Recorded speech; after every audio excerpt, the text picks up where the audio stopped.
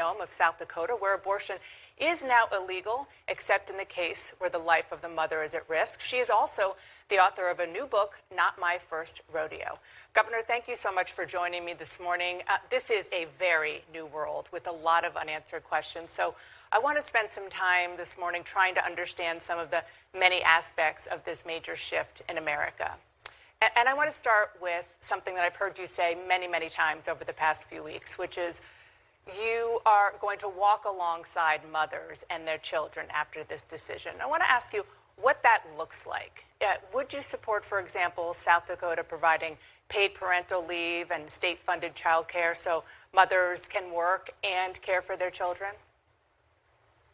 Well, family leave policy is something that I addressed as soon as I became governor in South Dakota. I do think it's important that we walk alongside people when they enter into a situation where maybe they have an unplanned pregnancy. And many women feel as though when they have a pregnancy that's not planned, that it's a crisis situation, and we need to do a better job of supporting them. I launched a website called life.sd.gov that makes those connections, helps with medical care, financial services, connects them to nonprofits or even adoptive parents that may choose to parent their child if that's the choice that they make. And Governor, I went through that entire website, and I'm going to ask you about that in a second.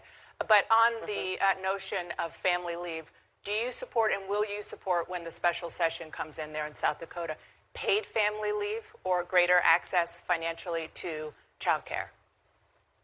That's a discussion we're going to have. I think it's important that we back up exactly what I've been saying since I'm governor, that we want stronger families, that I think it's important for children to have families around them and be with them.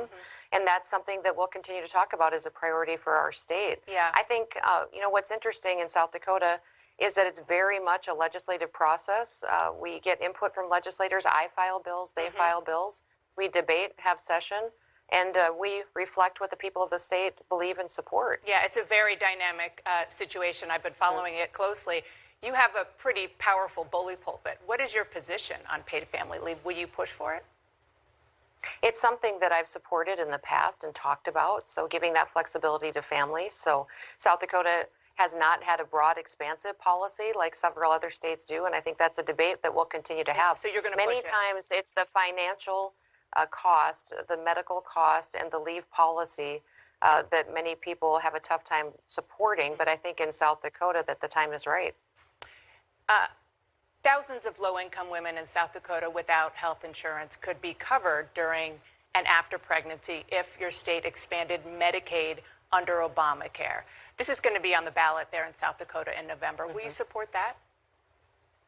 I think it's interesting because what that does is make sure that Medicaid expansion would cover able-bodied single individuals that are able to work, and it also would include about an $80 million cost to the state.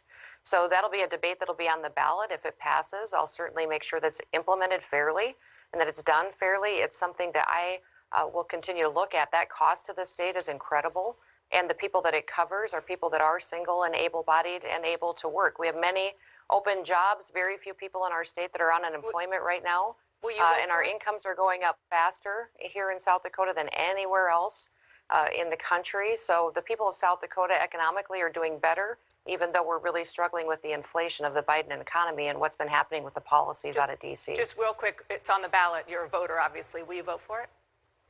I won't be voting for it myself personally because of the tax increases that would have to happen to pay for it. But if it is passed by the people, I certainly will implement it. So you mentioned your website. Many of the resources on that website are federal programs, private organizations. So I'm just trying to understand, you mentioned paid family leave. What else will you do as governor of South Dakota or push for? I understand you have to do it in partnership with the legislature. Since the state is effectively banning abortion, do you believe the state has a greater responsibility to directly support, financially support with services, women, girls, children? Well, we do that through many of our agencies already. So there's many different grants and programs that'll do that. And yes, I do believe that we should. I've told the legislature that clearly, that I think that's a debate we need to have on what more we can do to support mothers in this situation. We have many pregnancy centers and those that do walk alongside those mothers today, bringing us ideas, and we'll have that discussion during debate. It's important to know that 2005 is when the trigger law was passed, saying that when the Supreme Court passed this authority by overturning Roe back to the states, that the law of the land would be Right. then that abortion would be illegal except to save the life of the mother. Now that that's the law, then we have to look at what we need to do to address who in those situations, if they do break the law, is punished, and that's the doctors, not the women. I want to make sure that that's appropriate and that the women are not punished in this situation and that we do support them as we go forward. Well, let me ask you about that. The Indianapolis Star is reporting that a 10-year-old girl in Ohio who was 6 weeks and 3 days pregnant now has to travel across state lines to Indiana to receive an abortion. So I just, because this is a trigger law that was passed before you became governor, I wanted you to be clear. Will the state of South Dakota going forward force a 10-year-old in that very same situation to have a baby? You know what I think is incredible, Dana, in this tragic story, because I heard about this last night.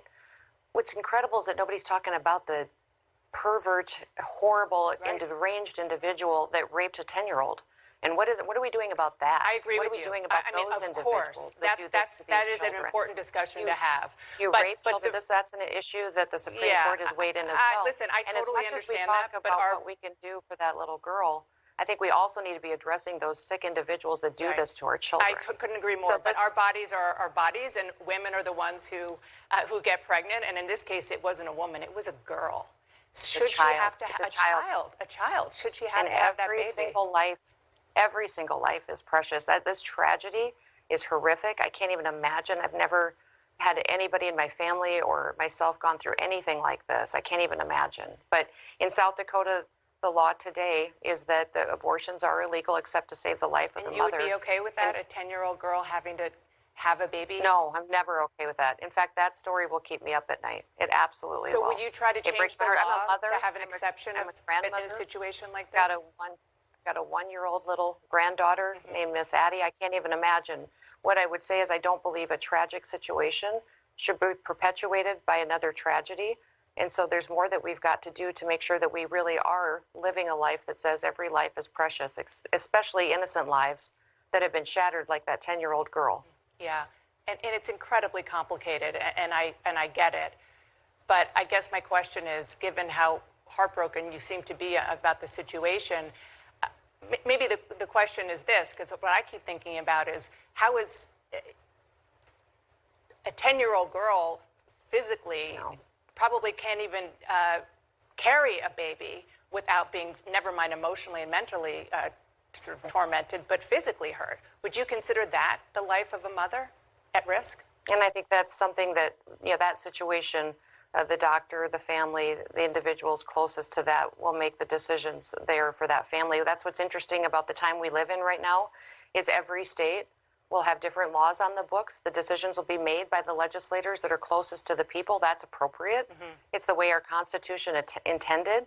And I think that South Dakota's laws may look very different than California's, may look very different than New York's, where that governor has said she wants to become a destination known for providing abortions. Well, that's not our story here in South Dakota. Yeah. And I think every governor, every state will make a very different decision on what their laws look like. On that note, if Republicans take back Congress in Washington, would you support a national ban on abortion? We'll see what Congress does and what those discussions are. I've never, Dana, operated in hypotheticals. I've told people what my values are, how I would lead, and then I follow through on that. That's just something that I've always done. Running for elected office, you represent your people, but you also represent the person that, the values that you hold and how you see your job as governor. We saw that during COVID. We saw that with all the decisions that were made in different states as far as impacting people's families and their businesses. South Dakota made very different decisions than every other state. I trust the people. I trust the Constitution. I hate the energy policy that this administration's bringing and harming our families. I hate the food insecurity that they're creating and the national security crisis that we have going on. Joe Biden has been devastating for this country, and I'm going to continue to fight to defend the people in South Dakota. Just real quick, is it a state